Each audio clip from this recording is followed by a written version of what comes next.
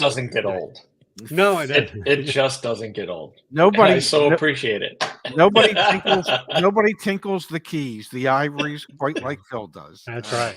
Yeah, I love it. The maestro himself. Yeah. The occasionally here maybe pops out for no reason, Phil. It just happens with no apparent reason either. So, well, welcome everybody. It's good to be seen. It's good to be seen. Yeah, I mean, better to be seen than not. Yes, for sure. Yes. Yeah. Some people are better seen than heard. I'm not saying anyone on this screen. I'm just saying generally speaking. Yeah. So how much longer is Tesla going to be seen? Yeah. Look, you just want to drive right into it. All right, Phil. We can I just did it. I'm sorry. That's fine. Wow. And there's nothing, for those people who call Tesla loyalists fanboys, even though somehow being loyal to Subaru or Mini might be loyal and not fanboy. But nonetheless, when Tesla has bad news, you gotta acknowledge it. So last week we talked about their market share dropping to 50% from 61 to 50%. Well, their sales still grew. Yeah. Well, now they came out with their earnings report. And profits plunged 44%. And they're saying after the price cuts and, they cut prices by 25% from the beginning of the year. So 44% seems like more than just price cuts. There seems to be some operational issues behind that as well. I would say so. There was a lot of, I will call it backpedaling on the earnings call from Elon to try to explain some of this. Just comes down to yes, they closed some of those plants, so they made less vehicles, but also the price cuts and increase in some of their contracts and suppliers to do it. Elon was trying to be very optimistic, saying the Cybertruck it was weird. I don't know if you guys watched the earnings call, but it was really weird because he said the Cybertruck would reinvigorate their earnings. But he also said the Cybertruck's not going to make any money. It's going to lose money for the first 12 to 18 months. How's that reinvigorate? Yeah, I'm not really sure. These were sort of separated thoughts, and I went, I mean, is it going to is he intending some reinvigorated interest in the brand overall of when this truck that is ugly as anything comes onto the market and bring some revitalized interest back into the brand? Yeah, I mean, it will definitely it's going to get people talking when it's out on the road. It already does. I sent you guys all the, all kinds of photos, and all those photos were from different places. So when people see the Cybertruck already, they're taking photos, they're sharing, they're like, oh, look at this. Whether you love it or hate it, it's going to get some people talking. Certainly the Model 2, whatever Tesla calls it, will be the more anticipated one to get Tesla sort of back onto that track. Wasn't the big, at least in my mind, the bigger issue is the fact that, he ain't going full steam ahead to build that Mexico plant. That to me is the bigger news. Well, there have been delays. I don't think it's Tesla's who's backing off on it. They're just he admitted during the call that they're going to take their time. So I'm not saying they're backing off. I'm just saying they're not moving as swiftly as they had intended initially, and that I think should be more concerning than whether or not that Cybertruck thingy really has a million reservations, and B, really has the legs to carry the brand moving forward. The fact that he's delaying the construction of another North American plant to build his vehicles or those vehicles, that's more alarming to me than anything. Yeah, I mean, I would agree. Now, having dug deeper into it, there was some regulatory stuff that sort of slowed them down, and I'm guessing that there may be some negotiations still happening on Tesla's side on that plant. But I agree that that is the bigger issue here. Everyone knows sorry, Sean, you're not going to get Phil on and Ray and not bash the Cybertruck, but you Correct. need to defend it. I put it in order. You'll love the Cybertruck. But I agree that the Cybertruck's not the future of Tesla. I think it's going to be a great vehicle. I think it's going to sell much better than you two seem to think it will. I think it's going to do great, but certainly the Mexico plant has a lot riding on it. It's where they're supposed to build the Model 2. It's where they're supposed to ship to so many other countries that, don't necessarily like the American exports. There's a lot riding on that plant. And I do think that the future of Tesla is AI. But beyond that, in the car market, I agree that plant is far more important. I think that's the bigger story. And I will add to your Cybertruck story, and that is that I am willing to place a bet that it is going to sell. It is going to be a less popular vehicle and sell in numbers far below what they anticipated, and far below what you anticipate. And if I am wrong, I will treat you to a steak dinner the next time we get together for a CarEdge event. And if you are wrong, you can treat me to a taco or something. I don't know. I'll go with a steak dinner. I'll go with a steak dinner. Absolutely, we can do that. Yeah, or maybe Katz's Deli. Same. Maybe what? Katz's Deli.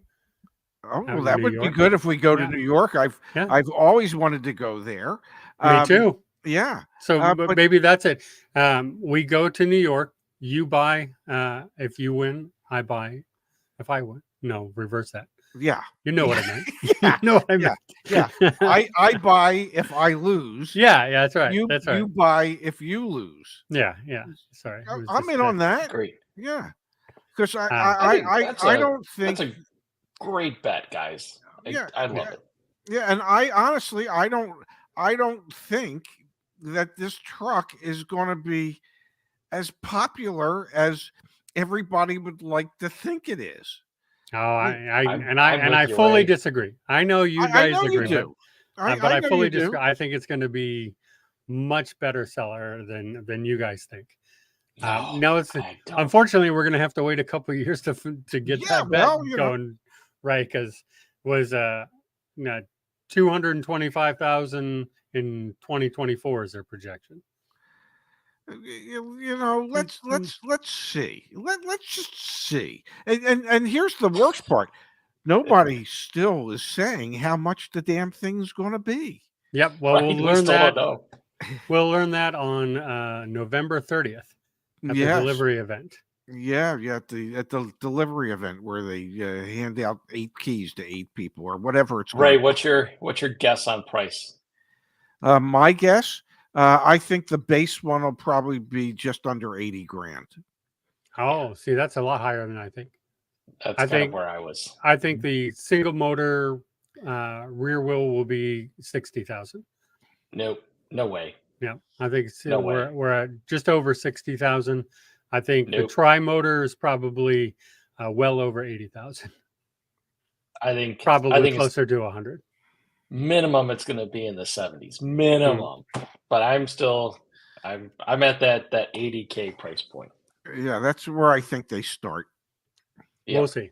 I mean, I do think that they release the expensive ones first. The tri-motors, I think, will come first. But it's expensive to produce a car using stainless steel. Absolutely. Yeah. And still so many questions about range because I don't know if you guys know, but stainless steel is heavy. And so putting it onto an EV, we had got some questions about that. So, yeah. So I think there's a lot of people in here who are with you. Where'd I go? I hate it when it jumps right when I'm trying to push the button. Yeah. Cheapest around 79. Yeah. Dual motor that's around close 79. to 80. Yeah, that's I'd right say around that's 80. Yeah. Good, right there. Yeah. The dual motor at 80, maybe. I'm saying single motor at 60. So I still don't think so. A $20,000 difference. Yeah, they would have to do more than a motor for that, right? I would think so. Yeah, they might even have to do fit and finish. Yeah. Boom. We'll see. We will see. Yeah. So what else are we talking about? We're talking Michigan got that's Phil. This is for you, right? Yeah. I mean, if you want to say it, yeah. Yeah. Sure. Well, I mean, you live in Michigan, right? I do. I claim California even when I have to. So you can claim Michigan. So Michigan got a $3 billion investment for new production by Toyota. Yeah. And LG, yes. Yeah. By LG. Yep. For battery. Yeah. This is interesting. So they have to build that plant, don't they? Yeah, they do. Yeah, and then how long are they anticipating it takes to actually build that plant before it becomes operational? I didn't read that. I don't know. Did they even say it in there? I didn't. They did right there. They're going to build exclusively for Toyota with completion slated for 2025. Okay. So it's 14 months? Well, but when in 2025? Doesn't say. Yeah, right. Let's just call it 2 years. Yeah, call it 2 years. 2 years. Okay. Which is about right for that kind of facility. Yeah, for that kind of facility and everything. Yeah. It's expected to create 1,200 jobs. Well, that's a plus. Yeah. And how much did the state of Michigan have to promise them in order to get them to agree to build a plant there in tax incentives and stuff? That would be 1.7 billion. Man, 1.7 out of 3. So it looks like the state's putting up half the money. Yeah. A little over half. Yeah. Well, there's your tax for dollars. Michigan. Yeah, there's your tax dollars going to work, Phil. I know. It's just what I wanted to go towards. It's like okay. Now wait a minute. Hold on. This is Michigan. How much has the big three gotten in tax dollars? I forget that. I just want to say one thing. Okay, having spent the time that we spent in the Detroit area, I think they should take some of that $1.7 billion and put it into fixing some of them roads. But that's just me. No, right, that's been a hot topic for decades here. That's nothing new. They'll never do that. They're not going to do that because they have weather in there. I hear that their roads are crappy because they have weather, unlike the other, 49 states that never have any weather. No one has the weather that we have. Okay, so come on. I feel like you need to take a trip over to Boston where they salt the roads, have extreme weather fluctuation, and their roads are still nice. Well, fine. Somebody's got to take a shot at me for living in New Jersey. I mean, come on, that's just too low hanging fruit, Ray. That's not fair. But Leon's right. I did forget they did give all that bailout money back in the form of bribes to senators. So you get it from the government and you just hand it back over to the government. I guess is the way that works. I like that. I like the way that works. Yeah. So Thomas says Jersey has bad roads and they get taxed for everything. We get taxed for everything. Yeah, pretty much. Yeah. Yeah. Although, believe it or not, my tax liability is less here in New Jersey than if I still lived in Maryland. I don't know how that works. I don't know how that could be, but it is. There's no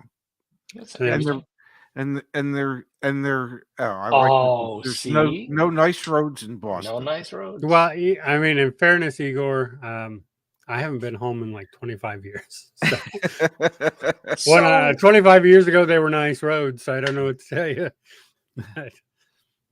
we don't necessarily have nice roads here in New Jersey. Didn't the Big Dig fix most of that, Igor? Wasn't that a lovely project that went really well and fixed all the roads? Did it? I don't think it went really well, did it?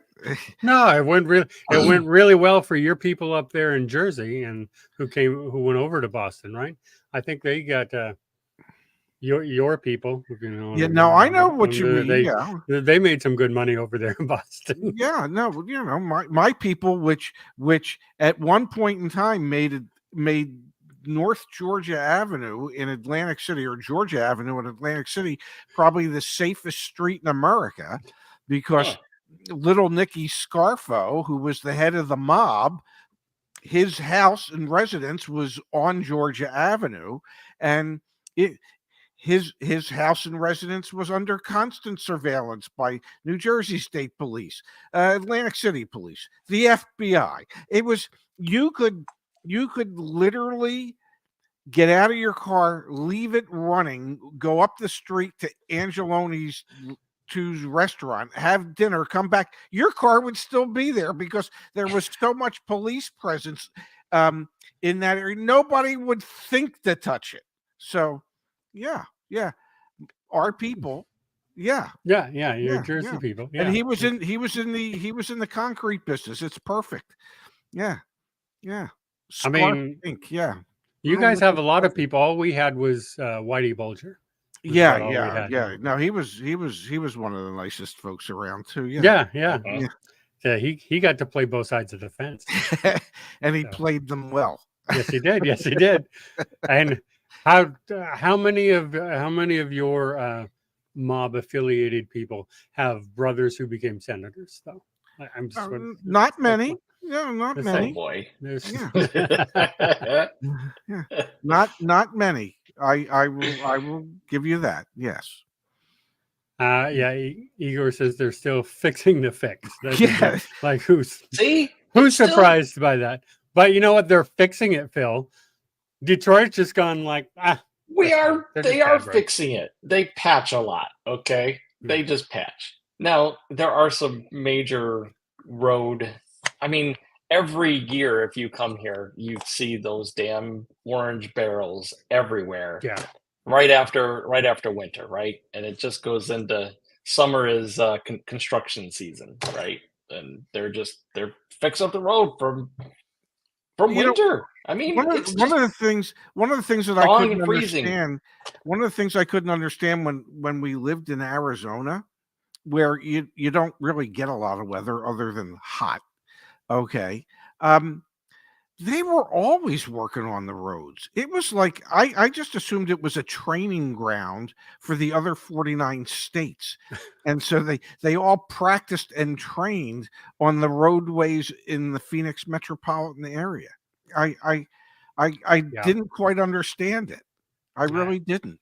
I can confirm that. I went to school in Tucson, and I went through Phoenix a lot, and it reminded me a lot of LA. There's parts of LA that I've driven through for over 30 years now, and they've always had the concrete barrier up, and they were always under construction for 30 years. And I feel like you could have fixed something in the last 30 years. Yes.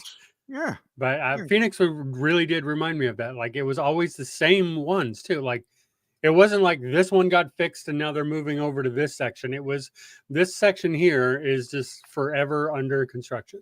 Always practicing. Yeah. Yeah. It was weird. Yeah. Perfecting their craft. Yeah. So we also have some news out of New Mexico, right? The governor issued an executive order. Those always last well. Yes. And certainly get through the next administration, saying that government agencies have to transition to an entirely electric fleet by 2035. And they are putting incentives for non-government fleets in place because they need to, to make sure that the state is walking the walk when it comes to widely adopting low emissions and zero fleet vehicles. Because they're supporting, the transition and being forced essentially to make that transition, and now they're sitting back and saying, well, we've got to show people that we can do it. The government can do it. We can change over 100%. So if we could do it, then everyone else will follow suit. And yeah, because you know how everyone follows California because we're so right. Yeah. Right. But no, look, it's one thing for me in my mind if you're the governor, to change over your government fleet. You're the governor and you want to change over the state. You're, the mayor, you want to change over the city. Like those I understand those and I get those a little more. I do agree that some of these, and we call them mandates, but they're not technically mandates. They're goals and recommendations to get the rest of the fleet in the state. Now, the California Air Resource Board is the closest thing to an actual mandate that is out there, because they're saying you just have to have zero emissions to sell your vehicle here. So they're not saying you have to build them. They're just saying you can't sell in our state, which would either mean that you're buying from Oregon or Nevada or Arizona. That's just another way of forcing people to purchase something that I'm gonna go down a rabbit hole. No, I mean, look, I think that is, and Ray, I have had this discussion, unfortunately, without you, but this is a point that I have made many times is, Tesla didn't need government interference to sell Teslas.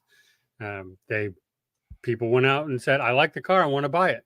And yes, their profits have dropped 44%, but people are doing that. And I'm agreeing with you in the end. Okay. In the end, I am agreeing with you. I think some of these goals that are being positioned as mandates and the California Air Resource Board are hurting adoption. I think they get more people. Like we talked to Miss Kimberly Klein, who said she is not anti-EV. She kind of likes EV. She loves the Model X. But when she hears the government saying, you got to buy this vehicle and you can't, it just turns her off. And I think there's so many people. This is American. We have a sort of a stubborn anti-government streak that runs through our culture. And we don't like that. We don't like being told you have to buy this. So I think there's a lot of anti-EV sentiment that comes more from that than the actual EVs themselves. There's a lot more people who are like, no, simply because of that. Yeah. And I wish they weren't. I'm okay with goals, but I wish they weren't being propositioned as mandates. Like you have to. And that's it. Yeah. I don't care what kind of car you want. If you want an EV, fine. If there are manufacturers out there building them, fine. There's nothing wrong technically with an EV. Nothing wrong.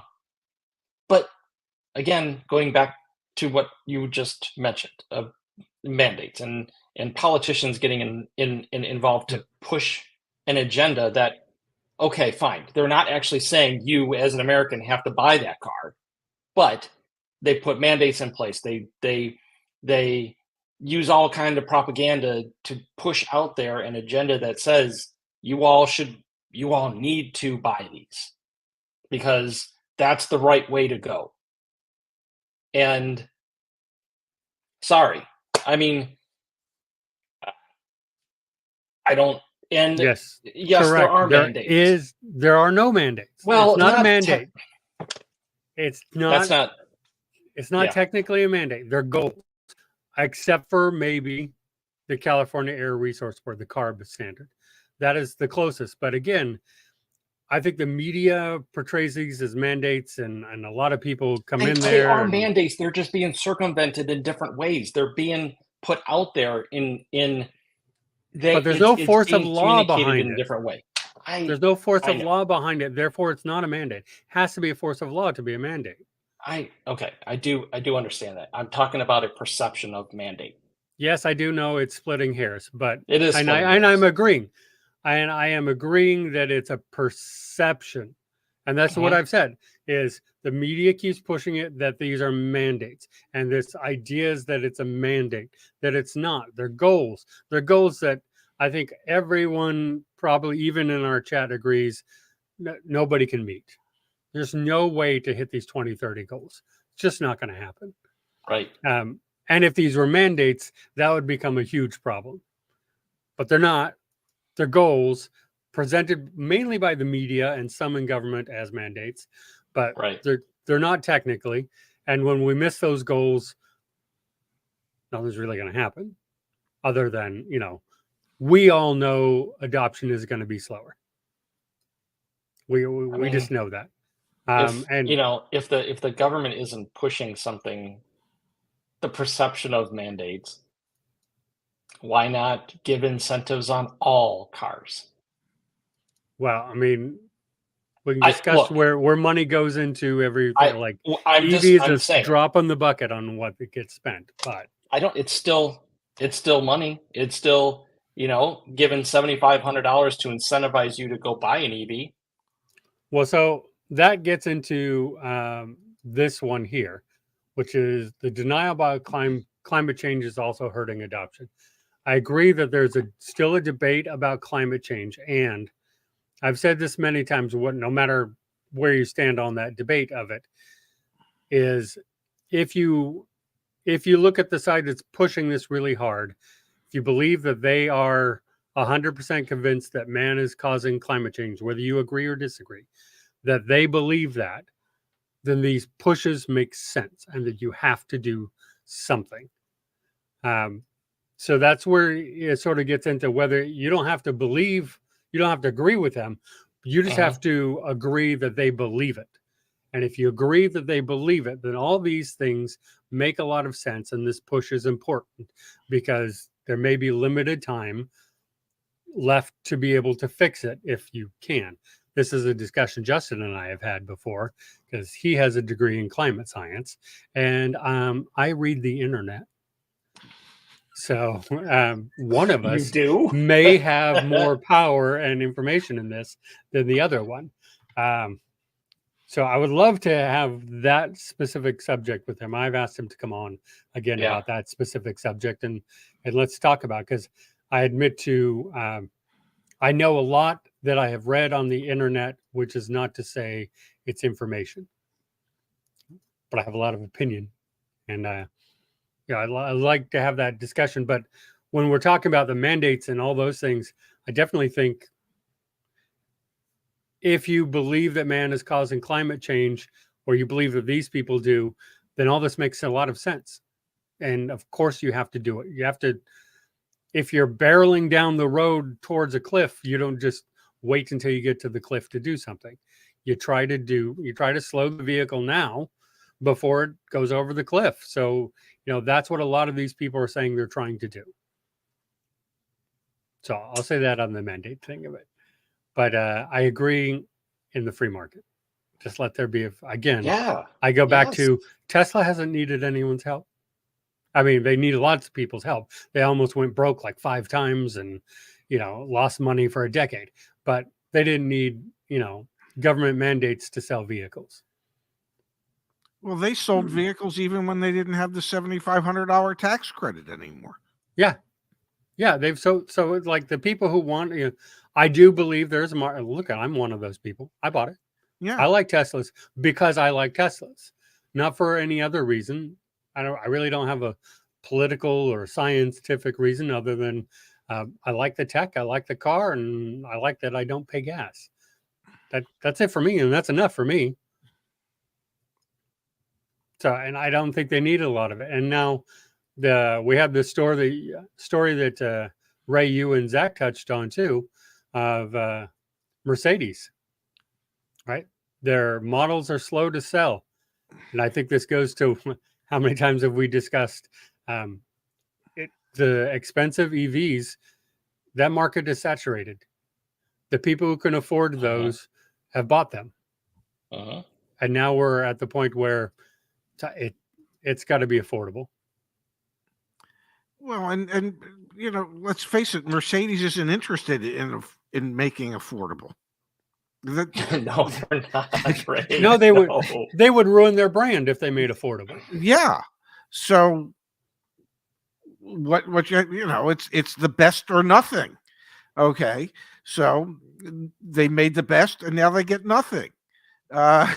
Is what it boils down to. When Zach and I walked the Mercedes lot in Atlantic City, I never saw so many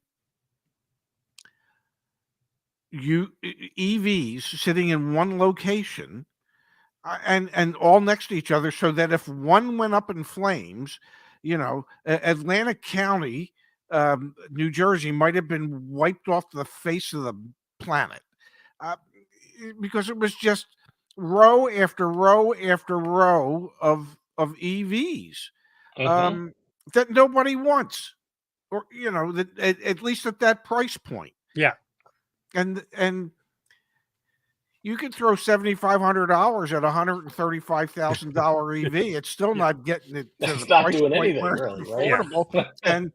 And truth of the matter is, the person who can afford to spend $135,000 for that EV doesn't need the $7,500 tax credit. Well, it wouldn't even qualify. Right. You got an $80,000 cap. So okay, it wouldn't even qualify anyway. But yeah, I mean, I agree. It's the thing about Mercedes is, like I said, those who wanted them bought them. Like you said, Ray, you don't consider Tesla, you don't even consider them premium, let alone luxury. I've always agreed they're not luxury. But the Mercedes is. But oh my God, it's so expensive to get that luxury that it's kind of one of those things. Our good friend Igor maybe could afford one, but even he bought a Tesla because what the hell? Like that's just one of his many cars. Let's just but look, when you're right, Igor. Yeah. But also, okay, Igor, then correct me if I'm wrong, but just because you have that money doesn't mean you spend it willy-nilly. Like you also want value for it. And I think that's why he went Tesla versus this Mercedes. I think the Mercedes is probably more luxury, not probably. I've been in it. It is way more luxury than a Tesla. That doesn't mean that the value's there, not when you're 3 times the cost. Yeah, it's yep. Nice. And let's face it, the Mercedes dealers are concerned because if floor plan costs are up, and they are, and it's taking them 82 days on average to sell one of their EVs, and they have to pay to sit there for 82 days. That's not a marriage made in heaven. Also, Ray, don't forget, there's phantom drain. They have to not just pay to have it sit there; they have to keep charging it. Yes, they have to keep rotating and charging them. Well, truth be told, that's even for ICE vehicles.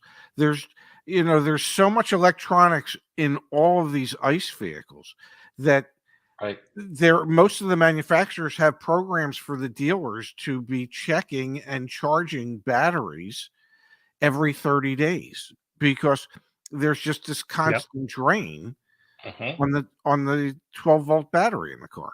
It just is. So yeah, agreed. Okay. It's crazy stuff. Crazy stuff.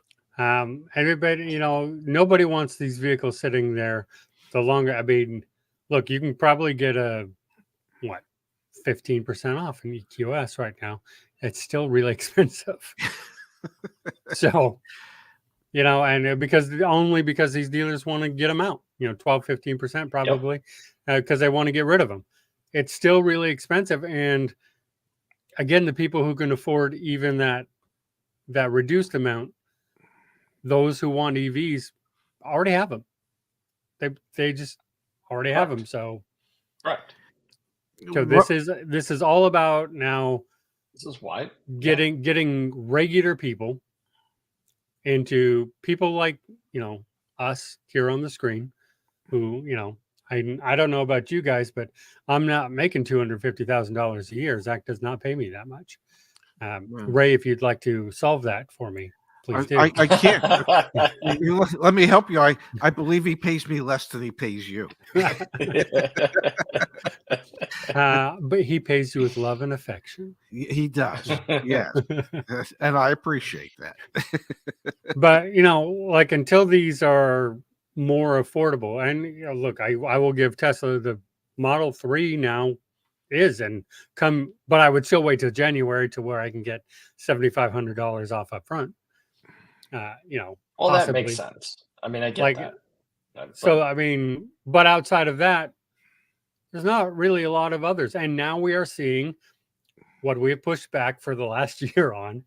Kia and Hyundai's in particular, their EVs are starting to have fire problems. I'm like, I don't know how they can still have fire problems, and EVs have the least amount of fires per unit, but that number's starting to tick up now. Wow.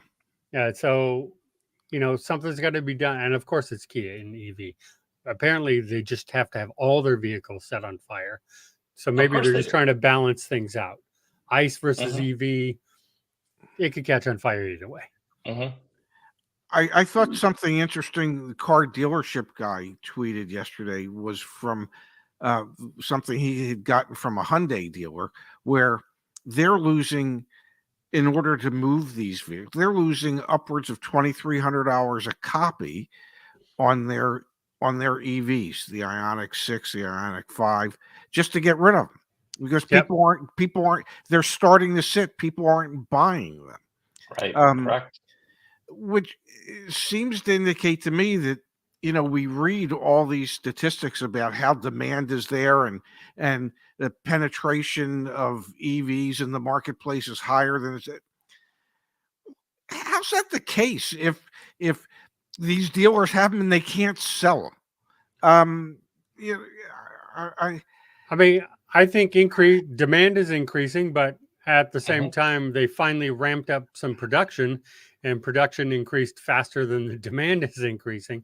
I've said the same thing, right? Like I told my sister, EV6, the Kia EV6, you can get an enormous deal on that. It's a great EV if you want one. She ended up buying a Mach-E. But which she's very, very happy with.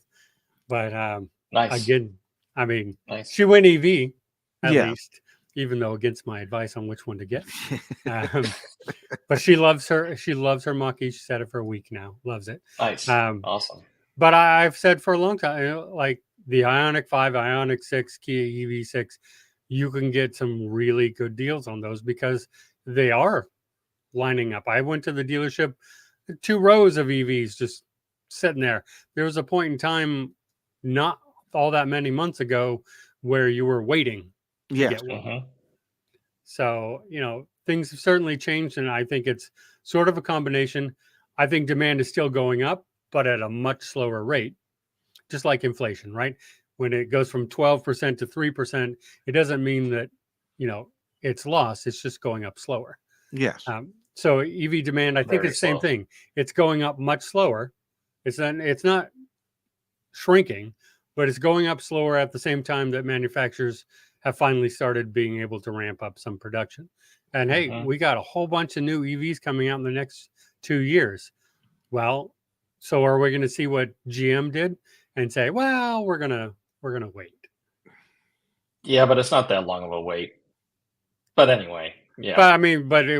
But it was a pause at a time where most people are trying to scramble to get things out.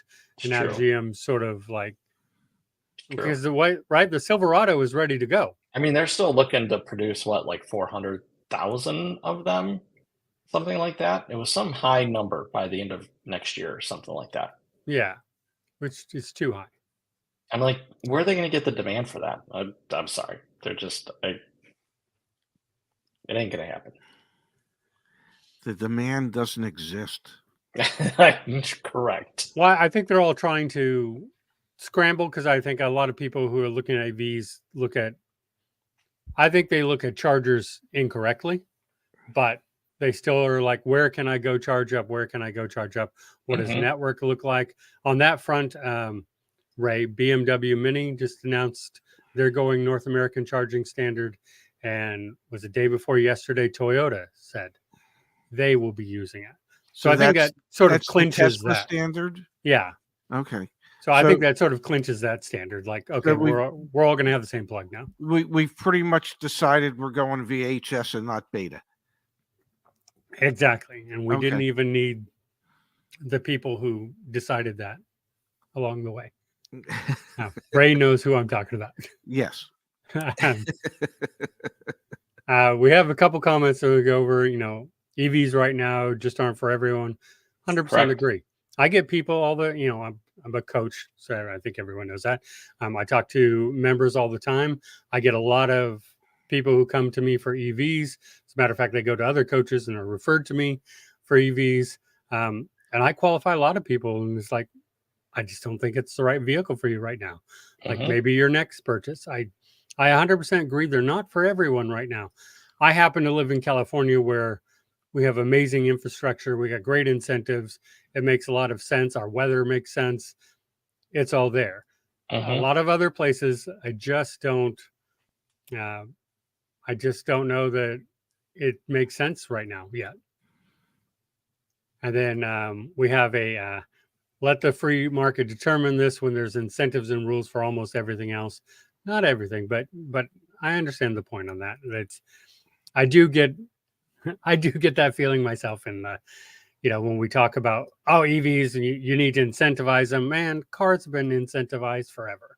Yes. Oil and gas is more subsidized than anything. Like all of the EV is a drop in the bucket to oil and gas. And I know the pushback is going to be, but that's national security and blah, blah, blah, blah. But it's still subsidizing oil and gas. And it has always been subsidized. We're into the multi-trillions of dollars in subsidies, all combined in at this point. So, so it is what it is at a certain point. Yeah. So that's just my thing when we talk about EVs, just like the ones who come at me with, mining that lithium is bad for the environment. And it is. It absolutely 100% is. But your solution seems to be burning fossil fuels more. I don't know if you've studied environment, but even if you are one who doesn't believe in climate change, you have to believe in pollution and the effects on your human health from all of that. So, combine those maybe with some climate change, and maybe you see that the lithium isn't worse than the other one. It might be a trade, but over the long run, it's still better for humans. Can I say something to my University of Memphis Tiger fan guy? Yeah. I am so glad that in the previous show that he brought up my uncle's former clothing stores, Julius Lewis in Memphis, Tennessee. They were men's and ladies clothing stores, fine men's and ladies clothing stores that attracted customers from. I think they sold more fine men's suits than any other retailer in a 1,000-mile radius. So I wanted to thank him for bringing that up earlier in the previous show, and for watching both of our shows. Yes. So last three comments before we part, because I know we're bumping up against our time here. I love these comments because battery production isn't an earth killer. No, it's not. If you think that we can do anything to kill the earth, you have not paid attention. The earth's going to go on. Whether man continues to be able to live on it or not is a different story. But the earth is going to go on just fine. Doesn't care about us at all. So, so we're not killing the earth. We're just maybe hurting our ability to live on it. And yes, lithium is going to become a closed system. Absolutely. Every study on this shows that. Elon has put that out there many times. You go to the Tesla's website and look up, and all the statistics on it is since there's no degradation, recycling is what reduces the need for lithium as battery grows. There's still some more growth that needs to happen before we get there, and we're certainly not recycling where we need to be right now. That's for sure. And Americans suck at recycling anything. That is also for sure. But that is the closest thing. Yeah. So I mean, we had a couple of those comments. Yeah, the lithium's need grows down as the use increases. Whether we will continue to use lithium for that long, who knows? Battery technology will change, and we'll be like, oh, okay. Right. Sorry about that. Right. Yeah, no denial about that. I know, Ray, you don't think EVs are the final solution. Poor choice of words, but I know you think there's going to be another technology coming out there, and you're probably right. But is that in 100 years? Yeah, I mean, I have no idea, but yeah, I mean, I think EVs are today's solution, but might not necessarily be the ultimate solution. Yeah. I agree. And electricity comes from renewable resources, which are growing at a much faster rate than everything else. But write your congressman, because nuclear power plants need to come back on. One of the cleanest forms of energy we have. Ooh, I just kicked my table. Wow.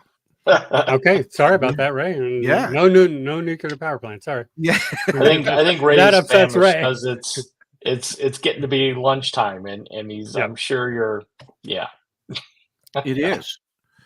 Yes. Yeah. We're going overtime today. That's right. So we do have a new article over on CarEdge.com. Let me pull it up real fast. Sorry that I didn't have it up here. About the fastest and slowest selling EVs right now. Oh, very cool. Written by our lovely Justin. I have asked him to come on and go over these numbers and talk with us. I figure if he wrote the article, he'll be more willing to come on. Yes, and talk about it. And I haven't gotten a response from him yet, so I'm trying. So but he doesn't want to. Well, he's so busy, and he's got a newborn that he takes care of, and I know he's always sensitive about being on camera with the newborn and all that. So I get it, but put his article in the chat here.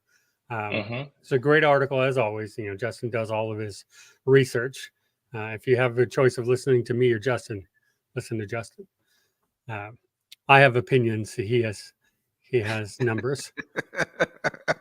So it's a great article though there. And hopefully we'll have him back on soon to discuss some of these numbers, and maybe we can have a climate discussion, because I would love that. Yeah, I would enjoy that as well. We do need to get Justin back on. Yeah. Yeah. Maybe we can get him on once every 6 months or something. Now. Yeah. So I tried to get him just to, plugged back in once a month. Yeah. So we can get into the data and the numbers with him. He's a numbers guy, so I would love that. Yes, absolutely. So, well, thank you guys. I know, Ray, you got to go eat. Phil and I are late for a meeting with each other.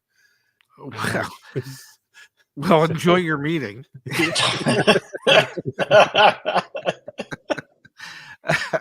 I hope we have back-to-back meetings coming up here. Well, it seems to be our way of life.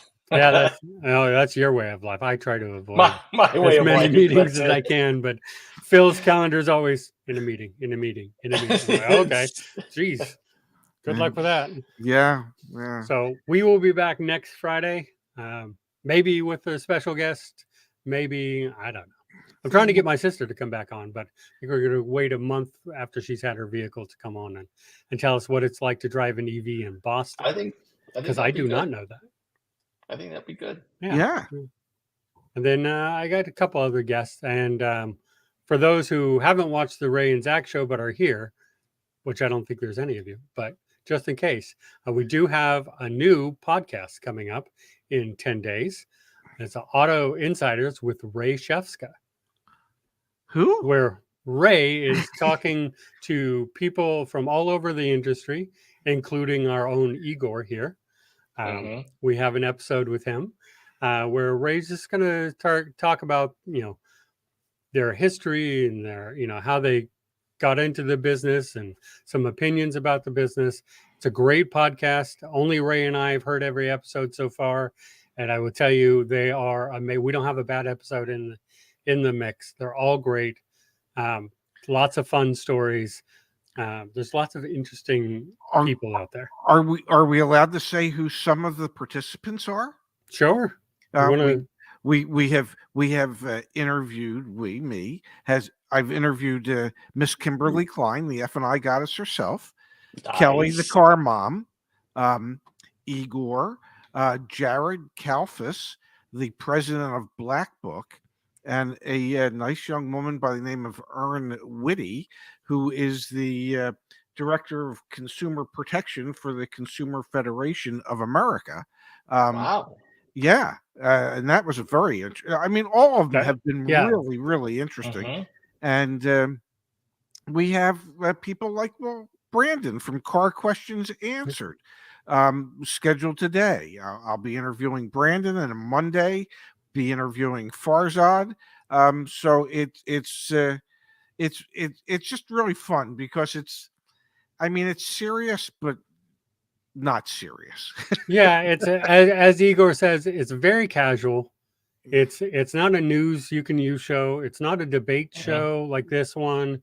It's very casual, just Ray interviewing and getting to know the people in the industry. It's called Auto Insiders. I know someone asked. I don't think we have the YouTube up on it yet. It's called Auto Insiders with Ray Shefska. It'll be out in 10 days. Lots of discussions. I think Erin is the first one where we have a call to action on it. She's doing a letter writing campaign to help in some of these dealer junk fees and stuff. So nice. It's like that. It has been amazing so far. I'm excited for all the people that we already have lined up to come, and then get more and more. So it's going to be lots of fun. And what are the outlets that will be on? So we will be available. We will be on YouTube, but it's meant to primarily be an audio podcast. So you will also find us on iTunes, Spotify, iHeartRadio, and Amazon. Wow. So basically anywhere you find your podcast, we'll be there, and we'll be ready in 10 days for some great, and we're going to simul-release the first 3 episodes. So you can binge Ray for 3 hours. Awesome. And if anybody does that, we will pay for the psychiatric care that you're going to need afterwards. No, I'm just kidding about paying for the psychiatric care. Somebody will try and take me up on that. So. It's always a good idea to set up for a binge watch. Yeah, that's it. So the podcasts are an hour long. So that's also, a little bit different. I mean, okay, we might go an hour here on this channel, but it is different otherwise than our normal channels. So it's just a very relaxed conversation, and it's been very exciting to be part of the recording and get this done.